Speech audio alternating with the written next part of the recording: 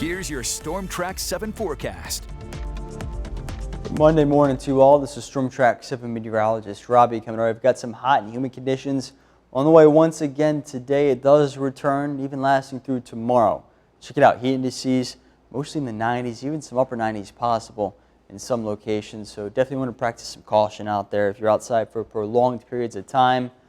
Make sure you avoid heat illness, of course. Stay cool and stay hydrated. But the good news is, yes, we have a couple chances of storms coming up here, but once that cold front moves through tomorrow, we'll really see temperatures drop and heat indices are more in line with the actual temperatures in the lower 80s.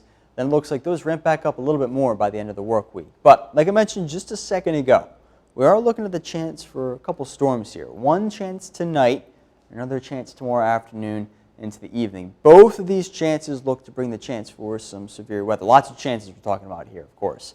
But we do have this yellow alert day in effect again for tonight, and once again later tomorrow afternoon and into the evening, looking at this threat of strong to severe storms. So let's break down the rest of today first into tonight before we hop into tomorrow. So starting off today, can't rule out a stray storm. We're going to be seeing a warm front that'll be working on through the area. That's what's going to allow temperatures to bump up and humidity to increase as well. But sky conditions should be mostly sunny to partly cloudy throughout a good chunk of the day today. Here we are though, 5, 6, 7 o'clock, getting ready for supper time.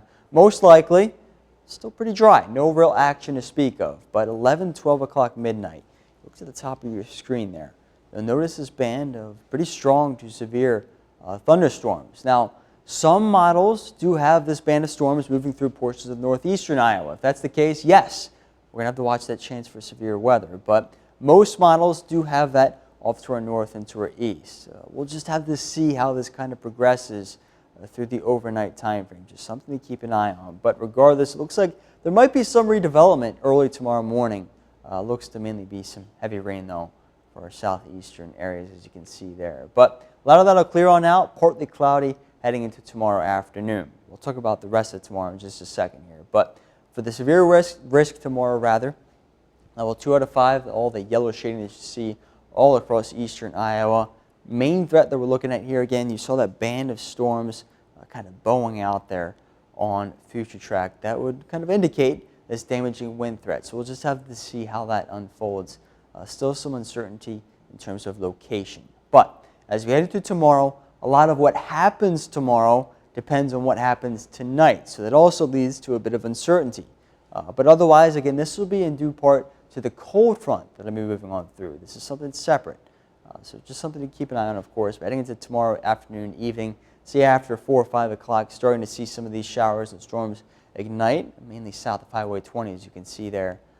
But looking at some pretty strong to severe storms as a possibility as well, heading to tomorrow evening before that wraps up overnight into Wednesday morning. Now, here's the severe risk map for Tuesday afternoon and evening. Again, another level 2 out of 5 risk in effect for a majority of the area, far northern counties, level 1 to 5 right now, but could be looking at some large hail damaging winds as well. Cannot rule out an isolated tornado with this threat as the cold front works through the area. Could be looking at some shear as well. That would be favorable, at least for that chance.